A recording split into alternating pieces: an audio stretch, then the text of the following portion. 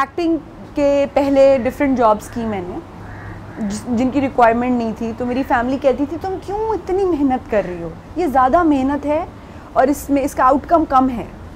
तो मैं ये कहना चाहती हूँ इस इंटरव्यू के थ्रू कि आप लोग ये मत देखा करें कि कहीं पे ज़्यादा मेहनत और उसका मुआवजा कम है। अगर आप मेहनत कर रहे हैं, कई दफ़ा अभी मुझे ऐसा लगता है कि बहुत सी जगहों पे मैं कम मेहनत कर रही होती हूँ, उसका मुआवजा ज़्यादा होता है। तो मुझे ऐसा लगता है कि उस मेहनत का फल है जो मैंने सालों पहले की थी। क्या उखाड़ लोगे क्रिकेट खेल के? जरूरी तो नहीं कुछ उखाड़ना हो तभी कुछ करो, और जब उखाड़ूंगी ना तो देख लेना। आप लोगों से ये कोई नहीं पूछेगा कि लड़कों के मुकाबले में किसने कितना सपोर्ट किया या नहीं। कोई सिलेक्शन वलेक्शन नहीं होनी, फेवरेटिज्म चलता है यहाँ पर। So, देखा जाए तो टीवी पर आप जो है इस वक्त अपनी top of your game, and इस वक्त एक बिग स्क्रीन डेब्यू हम देख रहे हैं, नायाब आने वाली है आपकी फिल्म। क्या था इस किरदार में जिसने आपको अपील किया? जब मैंने कहानी सुनी, I was sold right away. So मुझे ऐसा लगता है कि इसमें हमने ना सिर्फ इसमें फैमिली रिलेशनशिप्स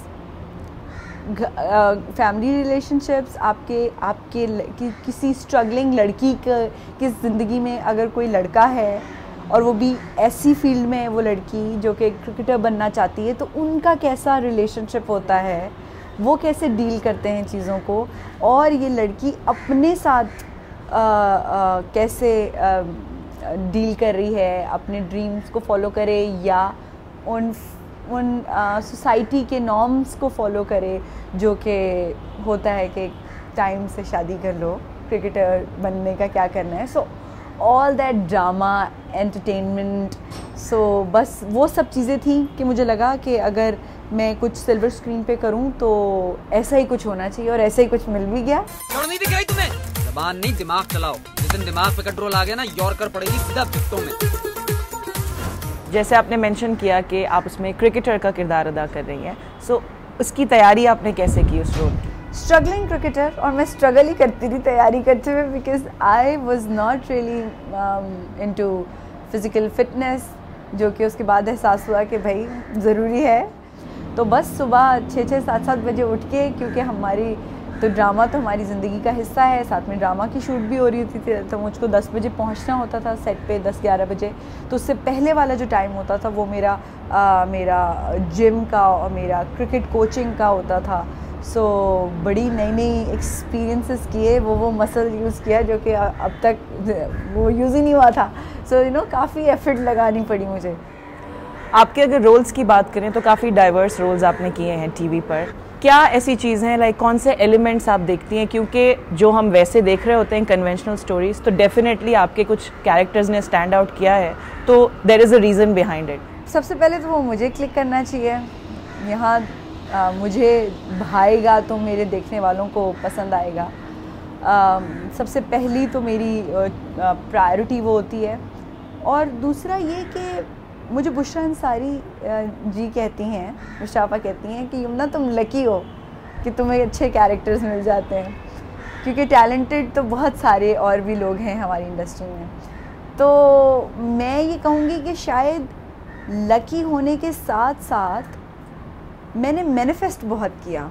विराट, मैंने बहुत मैनिफेस्ट किया, और उसका जो मैनिफेस्टेशन का जो रिज़ल्ट था ना, वो मुझे ओवर द इयर्स मिलता गया। इम्पॉर्टेंट पार्ट है, बट लक होता है। होने के लिए मैनिफेस्ट करें, मेहनत करें, नियत करें। ये लकी क्या होता है? मेरा तो कभी लकी ड्रॉ में नाम नहीं निकला। सारी जिंदगी परफॉर्म कर करके थक जाओगे, लेकिन टीम में जगह नहीं बना पाओगे। ये क्रिकेट का भूत सर से उतार दो। इसी वजह से भी कभी रुकना। जैसे आपने अपने कैरेक्टर्स की बात की, वैसे अगर नायाब के किरदार की भी बात करें तो बज़ाहिर जो उनका पहनना ओढ़ना है या फैमिली या जिस तरह का डिमीनर है, इट्स अगेन अपेरेंटली एक सिंपल लड़की है, या मशरिकी हमारी जो एक लड़की का एक अटायर होता है। सो क्या ग्लैमर से आप दूर रहती हैं, या ऑफर ही ऐसे कैरेक्टर्स होते हैं, या आपकी कोई सर्टन डेलिब्रेट चॉइस है? अच्छा देखिए, ड्रामे में तो ग्लैम बड़ा कम होता है, नज़र आता है। मैंने कभी बहुत ज़्यादा अपने लुक्स के बारे में इतना ज़्यादा नहीं सोचा कि मुझे ऐसा सर्टन वे में दिखना चाहिए। तो ये नायाब का जब हमारी स्टाइलिंग हो रही थी, सारी टीम बैठ रही थी, तो उन्होंने कहा बिल्कुल जो है वो वही कपड़े जो पुराने कपड़े होते हैं जो बिल्कुल नए ना लगें, जो लगे कि पहने हुए बहुत दफ़ा इसने, जो इस फिल्म के लिए नहीं बनाए गए, ये पिछले इसकी ज़िंदगी ही है। तो वो उस तरह मुझे स्टाइल किया गया। बालों में कोई एक्सटेंशन नहीं लगी, चेहरे पे कोई ख़ास चीज़ नहीं लगी। एक सर्टन टाइम में धूप में खेल के भाग के तो वक़ार ने मेकअप किया, तो उन्होंने पहले तो मुझे टैन करते थे, उसके बाद कहा युमना तुम्हें टैनिंग की भी ज़रूरत नहीं है अब, सो इट्स यूर देयर। सो ऐसी कोई स्पेसिफिक चीज़ें होती हैं जो आपकी पर्सनल चॉइस हो कि you don't want to do on screen? क्योंकि आई एम श्योर कैरेक्टर्स में लेयर्स होती हैं। ऑफर के वक्त आपको जब बताई जाती है स्क्रिप्ट कि आपकी एक सर्टन सेट है कि नहीं, सर्टन थिंग्स आपको नहीं करनी स्क्रीन पर।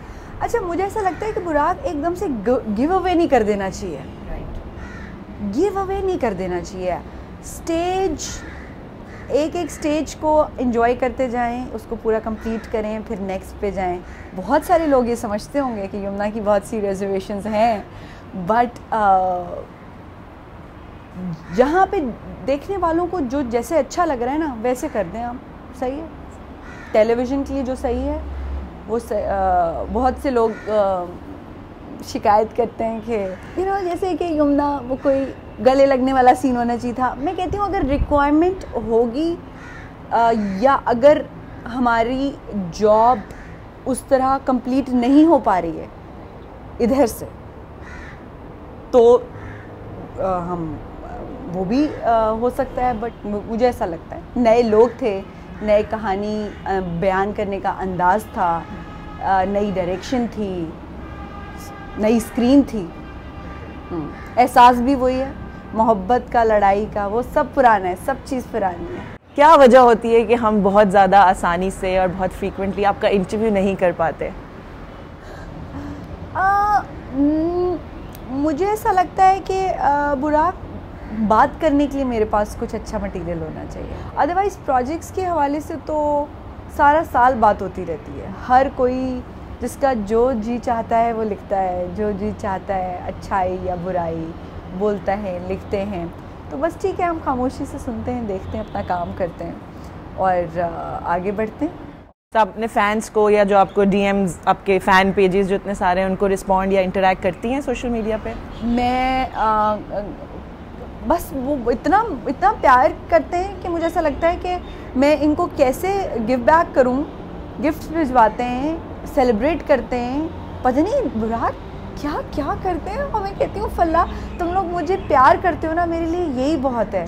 तो मैं बहुत ज़्यादा इंटरेक्ट तो नहीं कर पाती, बट कभी भी इस तरह मैसेज देने का मौका मिलता है तो मैं कहती हूँ कि just I love them, I love all those kids. जिस भी उम्र के, जहाँ पे भी हैं, मुल्क दुनिया की जिस भी हिस्से में हैं, उनके लिए ढेर सारा प्यार।